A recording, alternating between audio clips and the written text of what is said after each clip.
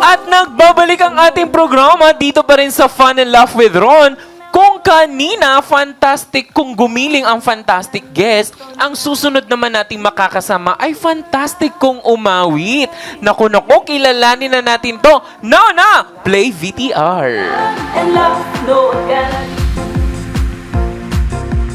Ready na siyang makipag-awitan at kulitan ang kiddie amateurista na si Jazz Kayobit. Please welcome ang kiddie singer na si Jazz Sulibar! Hello, Jazz! Welcome Hello sa po. aming show. Naku, nakakatuwa naman. Have a seat, Jazz. And bago ang lahat, Jazz, mag-welcome ka muna or bumati ka muna sa ating mga viewers mula Luzon, Visayas at Mindanao. Shoutout po sa mga nanonood po dyan sa Visayas, Luzon at Mindanao, kung saan po kayo sa around the world. And shoutout po kay Direk Raj Gange and kay Coach Rizal Di Basilio po. Ayan, nag-shoutout na kaagad si Raj. Nag-shoutout na kaagad si Jazz. Ngayon, Jazz, kamusta naman ang iyong pag-aaral, Jazz?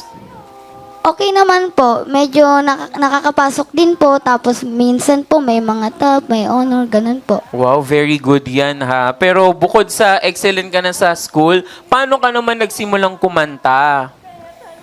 Nagsimula po kumanta nung bata pa po ko. Yung kinakanta ko po mga hymn, wala pong lyrics. Kasi wala pa po akong kamuwang-muwang. Nung lumaki na po ako, tinuruan po ako ni Papa. Ang galing naman. Pero sino naman yung naging inspirasyon mo? I think nabanggit mo na, no? Para pasukin ang pagiging isang amateurista. Unang-una po ay si God po. Nagpapasalamat po ako dahil binigyan niya po ako ng talent. And pangalawa po yung mga magulang ko kasi sinusuportahan po nila ako. Napakagaling. Pero ito bang pag-awit mo ay may pinagmanahan ka? Or sino naman yung idolo mo sa mundong tinatahak mo dito sa music industry? Naman ako po yung pagkakanta kay Papa po. Kay Papa talaga, no? So si Opo. Mama hindi naman magtatampo. Hindi naman po. Hindi, tanggap na ni Mama. Opo. Very good. Jazz, ano naman ang hindi mo makakalimutang karanasan sa iyong pagsali sa singing contest? Ang di ko po makakalimutan na pagsali sa singing contest po yung unang-una ko pong panalo sa school po namin. Wow. Kwentuhan mo naman kami, kamusta yung feeling na for the first time nanalo ka sa singing contest sa school?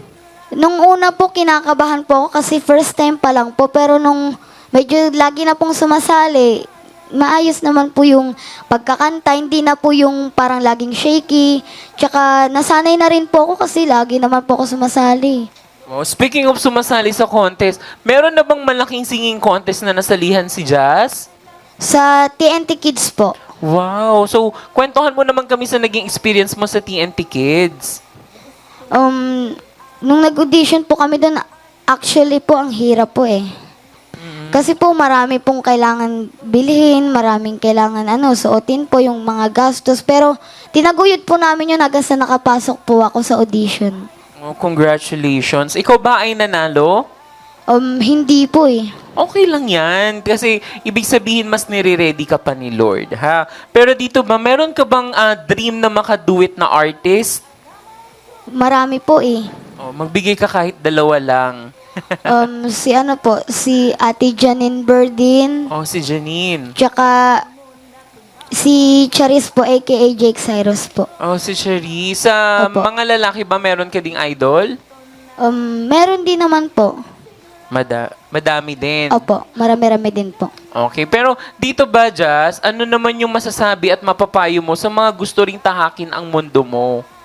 Ang masasabi ko lang po ay wag po kayong panghinaan ng loob, wag po kayong mahiyang ilabas ang talent nyo, and magpasalamat po kayo kay Lord dahil binigyan po tayo lahat ng magagandang talento po at kanya-kanya po tayo ng talento. Maraming salamat po, yun po. Ayun. Pero dahil speaking of talento, no, meron ka bang gustong sabihin sa patuloy na sumusuporta sa'yo bilang isang kiddie singer? Meron po. Maraming salamat po sa sumusuporta po sa akin palagi sa mga singing contest po. Tsaka sa nanonood po sa mga Facebook na pinapost po ng papa ko na mga sinasalian ko po. Maraming salamat po sa inyo.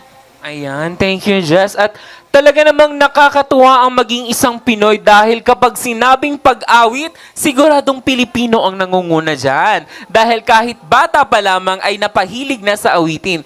Pero sa ating pagbabalik ay sasampulan naman tayo ng isang awitin ni Jazz. Kaya huwag maglilipat ng channel at magbabalik pa ang programang sigurado ang fun at sure na sure ang laugh. Ang Fun and Laugh with Ron.